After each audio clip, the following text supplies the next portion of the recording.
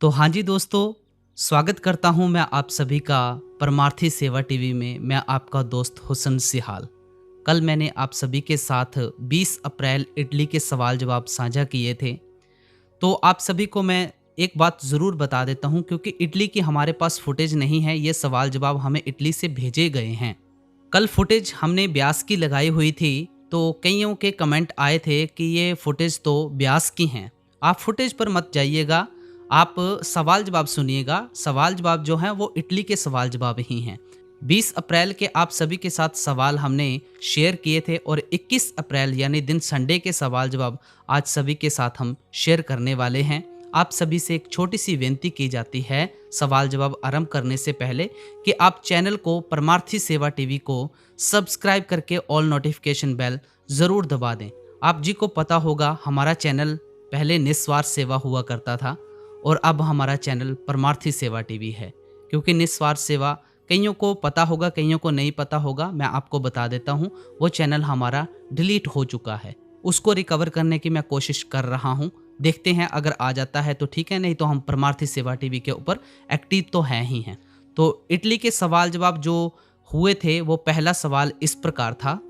बाबा जी, मैं वेटर की जॉब करता हूँ और मैं नॉन वेज सर्व करता हूँ और मुझे ये काम अच्छा नहीं लगता है, इससे कर्म बनते हैं।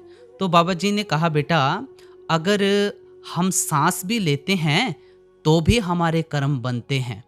बाबा जी ने कहा कि जॉब मिलना इतनी आसान तो नहीं है, मैं समझता हूँ। जब तक कोई और जॉब नहीं मिलती तब तक आप करें, लेकिन साथ में दूसरी जॉब जरूर ढूंढें।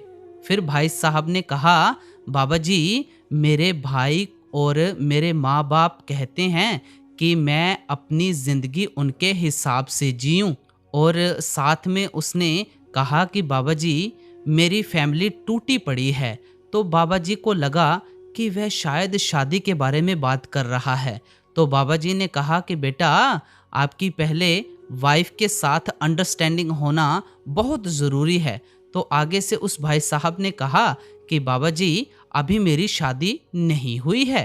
फिर बाबा जी ने कहा कि बेटा अगर मैरिज नहीं हुई है तो पहले मैरिज कर लो ना। और सारी संगत हंसना शुरू हो गई। तो बाबा जी ने कहा, मैरिज इज नेसेसरी इविल। बाबा जी ने साथ में ये भी कहा कि मैरिज करो और पछताओ। और सारी संगत हंसने लग पड़ी।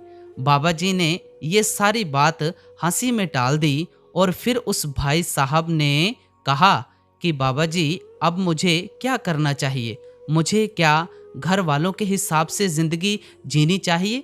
तो बाबा जी ने कहा कि बेटा आप कहाँ पर रहते हो। तो उस भाई साहब ने कहा कि बाबा जी मैं स्पेन में रहता हूँ। तो साथ में पूछा कि माँ बाप कहाँ पर रहते हैं। तो भाई साहब ने कहा कि बाबा जी वह इंडिया रहते हैं। तो भाई साहब ने अपना थोड़ा सा एक लड़ाई का कारण बताया, जो उसकी बाप के साथ थोड़ी नोक-झोंक होती रहती है कि बाबा जी मेरे साथ मेरे पापा लड़ते रहते हैं और बहस करते रहते हैं कि मोदी ऐसे, मोदी वैसे या दूसरे पॉलिटिशियन ऐसे। तो बाबा जी इस मुद्दे को लेकर मेरी थोड़ी सी उनके साथ बहस हो जाती है। तो बाबा जी ने कहा, बेटा पी फॉर परमार्थ और पी फॉर पॉलिटिक्स, इनमें कभी भी बहस नहीं होनी चाहिए, क्योंकि इनमें हर किसी की अपनी अपनी सोच होती है। तो बाबा जी ने साथ में ये भी कहा कि हमने सभी के सोच की रिस्पेक्ट करनी है, हमें बहस नहीं करनी है। तो अगला सवाल एक बीबी ने पूछा कि बाबा जी मुझे दिमाग में कोई प्रॉब्लम हुई थी, तो मैंने डॉक्टरों को चेक करवाया। तो उसके बाद मैं भजन सिमरन करना शुरू किया, तो मेरे दिमाग में जो दर्द होता था वह दर्द होना बंद हो गया। तो मैं डॉक्टर को दिखाया, तो डॉक्टर हैरान हो गए और कहने लगे, सिर में तो कुछ है ही नहीं, अब आपका बिल्कुल ठीक है सिर। तो फिर बाबा जी ने कहा, उनको एक सलाह दी, एक स्पेशलिस्ट डॉक्टर को आप ज़रूर दिखाएं। उसके बाद वह बहन जी बहुत ज़्यादा रोई। फिर तीसरा सवाल एक लड़के ने पूछा कि बाबा जी मैं फ़ौरन जाना चाहता हूँ, मेरे दोस्त के कागजात बन चुके हैं और मेरे कागजात नहीं बने हैं। तो बाबा जी क्या ये भी कर्मों का हिसाब किताब है। तो बाबा जी ने कहा, बेटा हमने हर एक बात को कर्मों के ऊपर नहीं लेकर आना है, आप मेहनत करो, बाकी मालिक की मर्जी है, मालिक आपकी ज़रूर सुनेगा। चौथा सवाल, फिर अगला सवाल एक लड़के ने पूछा कि बाबा जी आपने मुझे वाइफ के रूप में एक बहुत सुंदर गिफ्ट दिया है। और कहता बाबा जी वो यहाँ पर आई है, उसने पढ़ाई की और उसने लाइसेंस लिया, उसके बाद अब वह जॉब करती है, वह सर्वगुण है, मेरा पूरा ध्यान रखती है और मेरा साथ दे रही है। बाबा जी आपका बहुत बहुत शुक्रिया। मुझे ये बात कहनी नहीं चाहिए लेकिन अहंकार में ये बात मैं कह देता हूँ कि मेरी वाइफ जैसी और किसी को भी नहीं मिलनी चाहिए, क्योंकि ये मेरे पास ही है और मेरे पास ही रहनी चाहिए। तो बाबा जी ने कहा बहुत अच्छा, बहुत अच्छी बात है, लेकिन मैंने पहली बार सुना है कि कोई अपनी वाइफ की प्रशंसा कर रहा है। और फिर सारी संगत हंसना शुरू हो गई। बाबा जी ने कहा आप उसकी हौसला अफजाई कर रहे हो, लेकिन मैं आज दिन तक यही सुना है कि कोई अपनी वाइफ की यहाँ तारीफ नहीं करता। आप अपनी वाइफ की प्रशंसा कर रहे हो, वेरी गुड। फिर बाबा जी ने कहा कि बेटा जो औरतें होती हैं ना वह मर्दों से ज़्यादा काम करती हैं। अगर बाहर जॉब भी करती हैं तो घर पर आकर घर का काम भी करती हैं और उसके बाद बच्चों को भी संभालती हैं। अगर कुल मिलाकर देखा जाए हमारे काम से ज़्यादा औरतें सबसे ज़्यादा काम करती हैं, तो हमें उनके साथ देना चाहिए और उनकी सोच की और उनकी कदर करनी चाहिए। पांचवा सवाल एक बहन जी बाबा जी से कहते हैं कि बाबा जी आप बहुत ही ब्यूटीफुल लग रहे हो बाबा जी, राधा स्वामी। और वह बहुत ही ज़्यादा खुश लग रहे थे। आगे से बाबा जी ने पंजाबी में कहा कि बीबा तू मैनू छेड़ी जाती है। और वहाँ पर सारी बैठी हुई संगत खिड़खिड़ाकर हंसने लग पड़ी और बाबा जी भी खुश हो गए। फिर बहन जी ने कहा कि बाबा जी मैं तो आपको छेड़ूंगी, मुझे आपको छेड़कर बहुत मज़ा आता है। बाबा जी ने कहा कि बीबा जब मैं जवान था तब मुझे कोई कहता नहीं था, अब मैं बूढ़ा हो गया हूँ तो मुझे सब ब्यूटीफुल कहते हैं, सब सुंदर कहते हैं। साथ में बाबा जी ने ये कहा कि बेटा सबको अपना बाप सुंदर लगता है, ब्यूटीफुल लगता है। फिर बहन जी ने कहा कि हाँ बाबा जी सभी को अपना बाप अच्छा लगता है, क्यों ना लगे। फिर उस बहन जी ने बाबा जी को कहा कि Baba ji I love you, do you love me. Baba ji ने कहा बेटा मेरा प्यार तो सारी संगत के लिए है, मैं किसी एक पर्सन को प्यार नहीं करता, मेरा प्यार सारी संगत के लिए है, मैं सारी संगत को प्यार करता हूँ।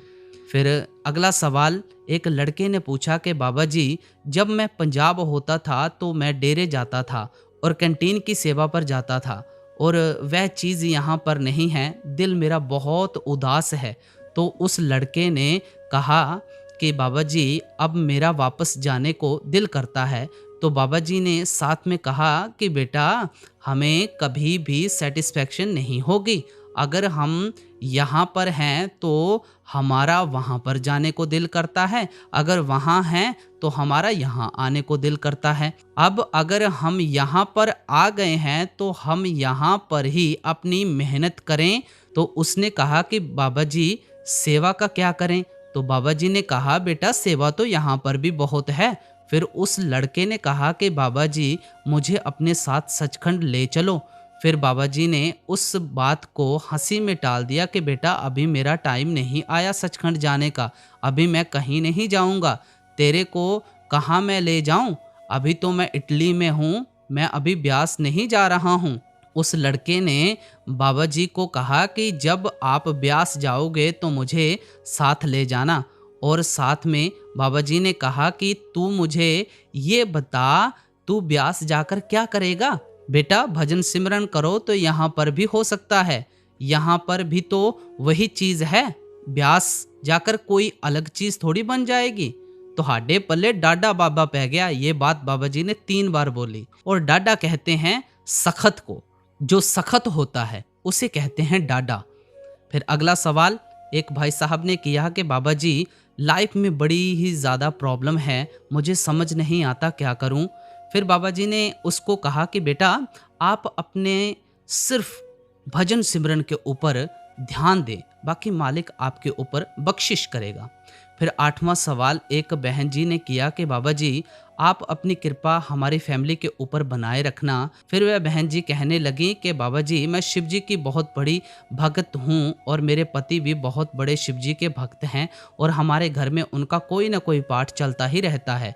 फिर उस बहन जी ने कहा कि बाबा जी क्या मुझे आपसे नाम लेना पड़ेगा? फिर बाबा जी ने उस बहन जी को बड़े ही अच्छे तरीके से समझाया, बाहर तो हम बेटा पाठ पढ़ते हैं, लेकिन जब हम नाम लेकर अंदर जाएँगे वह हमारा एक अलग एक्सपीरियंस होगा। हमने बेटा करनी करनी है। अगर हम 84 से निकलना चाहते हैं तो हमें करनी करनी पड़ेगी। अगर एक दवाई का पत्ता, मैं बीमार हूँ, अगर मैं उस दवाई के पत्ते को पढ़ता रहूँ, उस दवाई को ना लूँ, तो क्या मुझे फ़र्क पड़ेगा? नहीं ना। पढ़ने से तो कुछ नहीं हासिल होने वाला ना, ना मैं ठीक होऊँगा। हम करनी करेंगे बेटा तभी हमें कुछ हासिल होगा।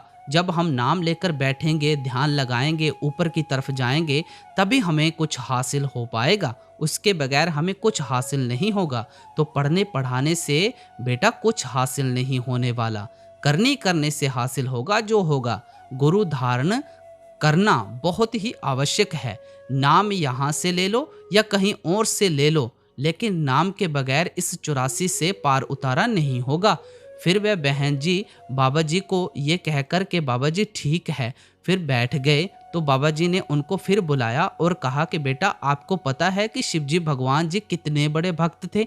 उनको क्या भक्ति की ज़रूरत थी? उन्होंने एक टांग पर खड़े होकर भक्ति की है। तो बेटा जैसे शिवजी भगवान जी ने एक टांग पर खड़े होकर भक्ति की है, कम से कम हमें नाम लेकर तो कमाई करनी चाहिए ना। तो क्या उन्हें कोई भक्ति की ज़रूरत थी? नहीं ना, उन्होंने भी भक्ति की है।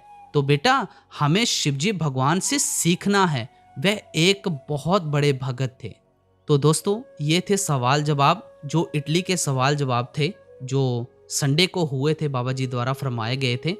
मैं आप सभी को अंत में एक बात ज़रूर कहना चाहता हूं कि चैनल को आप सब्सक्राइब करके ऑल नोटिफिकेशन बेल ज़रूर दबा दें, ताकि आप कोई भी अपडेट मिस ना कर सके। आगे प्रोर का भंडारा आ रहा है, ब्यास का आ रहा है, सभी अपडेट्स आपको यहाँ पर मिलेंगी।